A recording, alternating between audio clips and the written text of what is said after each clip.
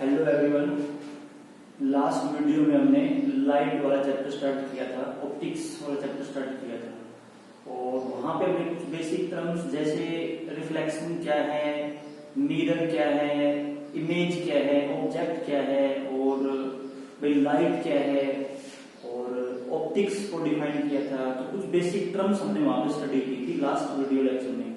आज हम उसके आगे कंटिन्यू करेंगे और आज हम पढ़ेंगे reflection of light. What is reflection of light?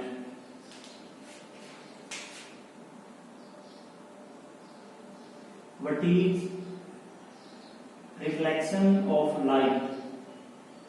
Reflection of light, जब लाइट किसी रिफ्लेक्टिंग सरफेस से टकराती है, जब लाइट किसी रिफ्लेक्टिंग सरफेस से टकराती है, या ये बोलें कि जब लाइट किसी रिफ्लेक्टिंग सरफेस के ऊपर पड़ती है तो वो वापिस उसी मीडियम में आ जाती है। It will bounce back in the same medium, वो रिफ्लेक्ट हो जाती है, उससे वापिस आ जाती है वो लाइट। इस फिनोमेनन को क्या बोलते हैं? Reflection of light. ठीक है, तो reflection of light is the when light incident, when light strike to reflecting surface,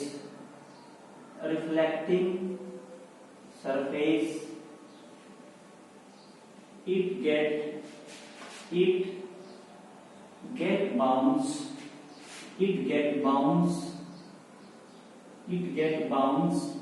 in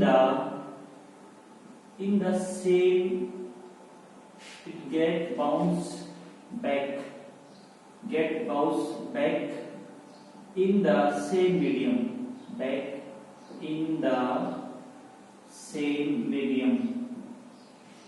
same medium.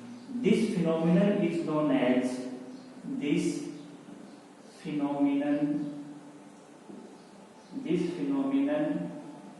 is called as reflection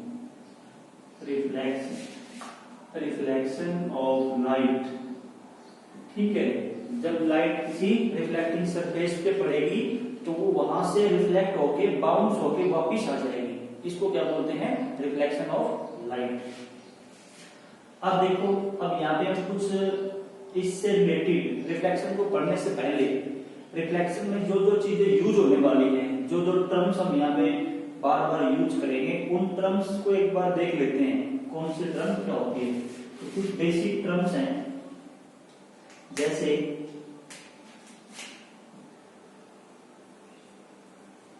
ये टर्म्स आपकी पूरी ऑप्टिक्स में यूज होंगी। बेसिक टर्म्स, ये बेसिक टर्म्स क्या है? देखो यहां पे हम बार बार जिक्र करेंगे incident ray. What is incident ray?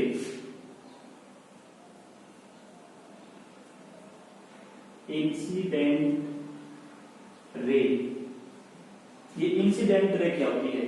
देखो मान लो यहाँ पे ये अपना रिफ्लेक्टिंग सरफेस है, कोई ये कोई रिफ्लेक्टिंग सरफेस है, ये कोई सरफेस है और ये ऊपर वाला सरफेस इसका रिफ्लेक्टिंग सरफेस है। ये जो नीचे मैंने इसको लाइनिंग लगा दी ना, छोटे छोटे डैश लगा दिए, ये डैश वाला सरफेस रिफ्लेक्टिंग सरफेस नहीं होता, ऊपर वाला होता है रिफ्लेक्टिंग सरफेस। जहाँ पे ये डैश लगे होते हैं वो तो आपका नॉन रिफ्लेक्टिंग होता है, वहां से रिफ्लेक्शन नहीं होता, रिफ्लेक्शन होता है उसके अपोजिट वाले से। तो ये आपका रिफ्लेक्टिंग सरफेस है, दिस इज रिफ्लेक्टिंग सरफेस,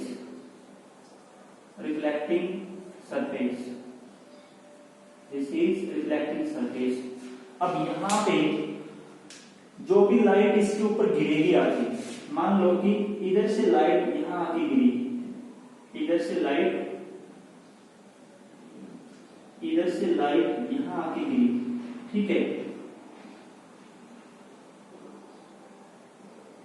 इधर से लाइट यहां आके गिरी, तो ये जो लाइन है, ये जो लाइन है जो लाइट की डायरेक्शन को यहाँ पे दिखा रही है, ये लाइन किस चीज को बता रही है कि लाइट इस डायरेक्शन से आ रही है, ये लाइट के पाथ को शो कर रही है।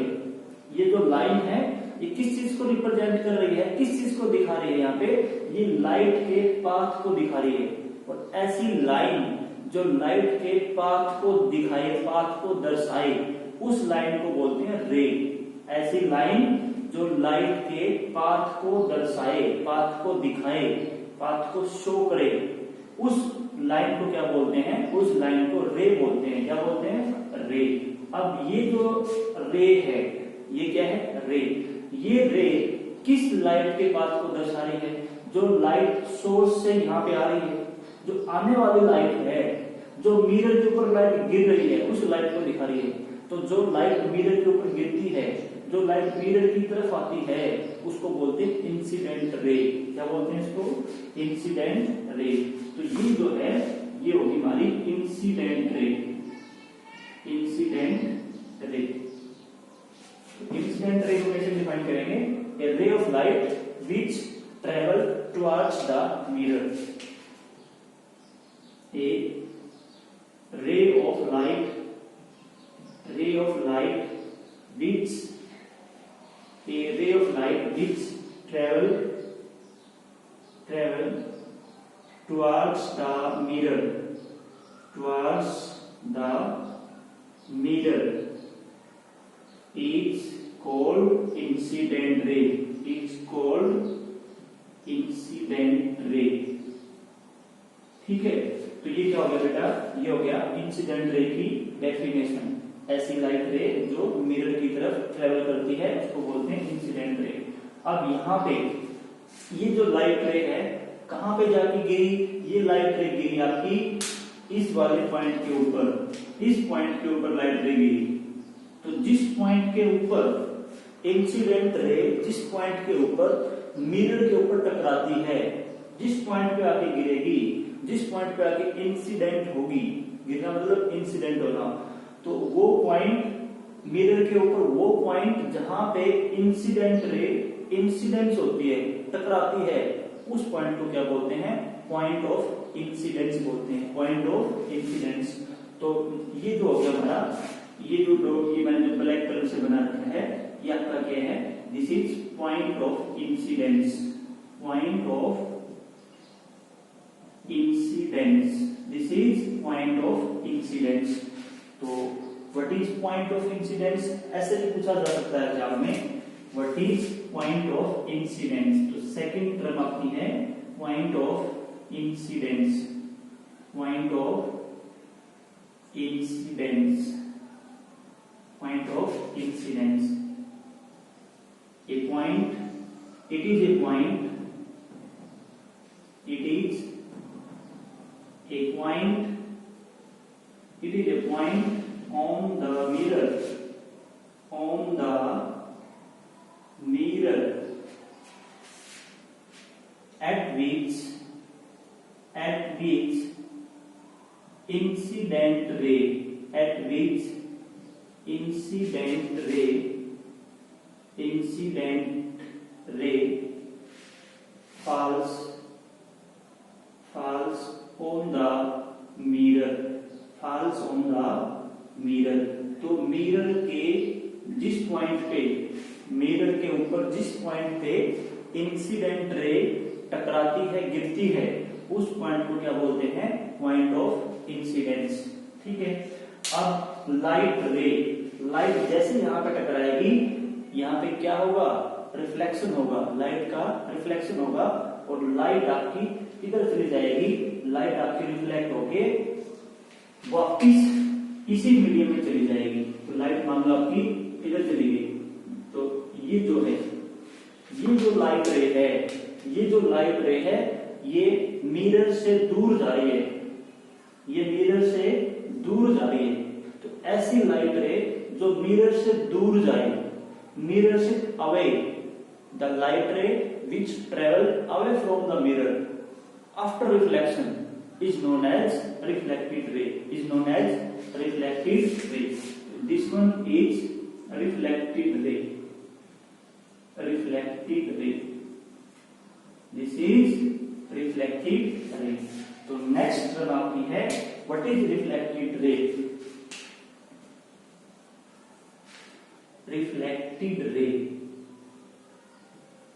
reflected ray, a ray of light, a ray of light which travel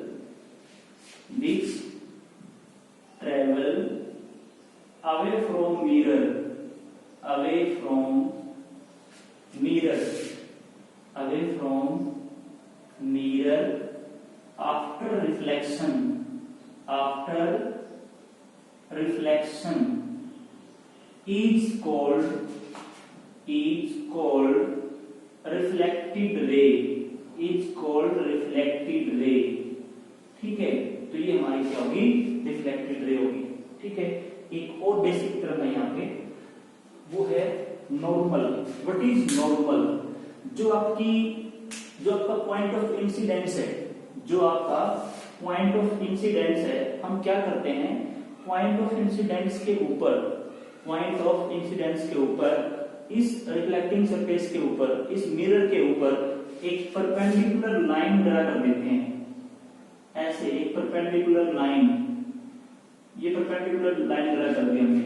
तो ये जो परपेंडिकुलर लाइन है, जो मिरर के रिफ्लेक्टिंग सरफेस के परपेंडिकुलर लाइन है, कहां पे, पॉइंट ऑफ इंसिडेंस के ऊपर, उस परपेंडिकुलर लाइन को क्या बोलते हैं, normal. What is normal? Fourth term आपकी है normal. What is normal? A line, a perpendicular line, a line drawn at the surface, at the mirror, at the surface of mirror, at the mirror, a line drawn at the mirror at point of incidence, at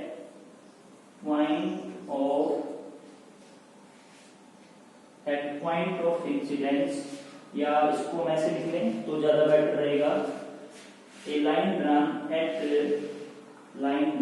at point of incidence, at point of incidence, drawn at point of incidence, at the mirror,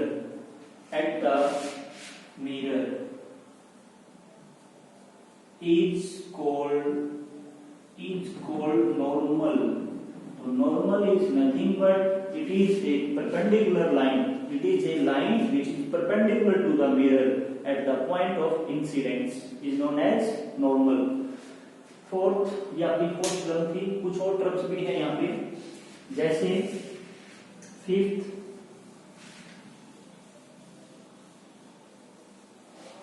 अगर fifth term की मैं बात करूं तो fifth term आपकी है angle of incidence. Angle of incidence, angle of incidence को हम लिखेंगे आई से। I means angle of incidence. तो ये जो एंगल है यहाँ पे, ये जो आपकी इंसिडेंट रे है और ये जो आपका नॉर्मल है, इंसिडेंट रे के बीच में और नॉर्मल के बीच में जो एंगल है, इस एंगल को बोलते हैं angle of incidence. Angle of incidence. So it is angle between incident ray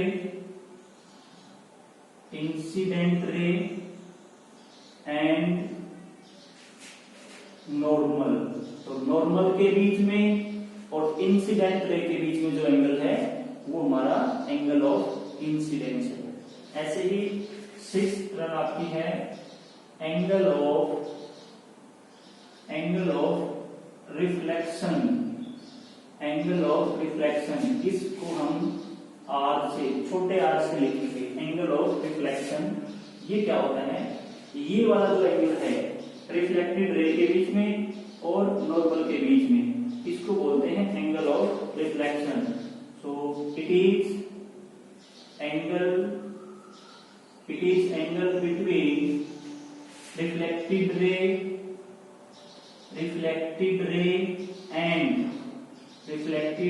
and normal, इसको क्या बोलते हैं, एंगल ऑफ रिफ्लेक्शन बोलते हैं इसको।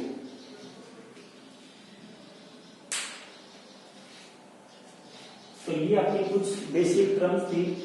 सॉरी, ये जो टर्म्स हैं इसको एक बार पढ़ लेना, और बहुत नॉर्मल सी टर्म्स हैं, बहुत आसान सी भाषा में मैंने इनको बताया आपको और आपको समझ में आ गई होंगी। नेक्स्ट जो है अभी हम पढ़ेंगे what is law of reflection. ये लॉ ऑफ रिफ्लेक्शन आप लोगों ने 8th क्लास में भी पढ़ा था। 8th क्लास में जो लॉ ऑफ रिफ्लेक्शन पढ़ा था वही लॉ ऑफ रिफ्लेक्शन आप यहाँ में पढ़ोगे, और 8th क्लास में नहीं, आप लोगों ने लॉ ऑफ रिफ्लेक्शन को 9th क्लास में भी पढ़ा था। आपने वही लॉ ऑफ रिफ्लेक्शन 9th में पढ़ा था तो 8th में पढ़ा था, और वही तीसरी बार यहाँ पे 10th में पढ़ने वाले हैं। ठीक है, तो 9th क्लास में आपने पढ़ा था law of reflection for sound, और 8th में फॉर लाइट, और 10th में फिर से law of reflection for light. तो what is law of reflection? Law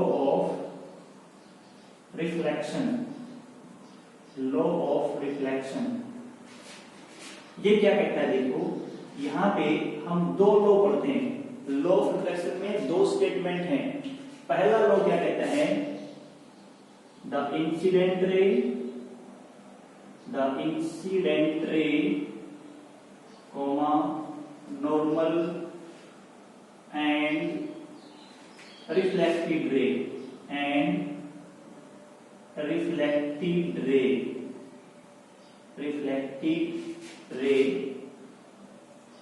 all lies in the same plane,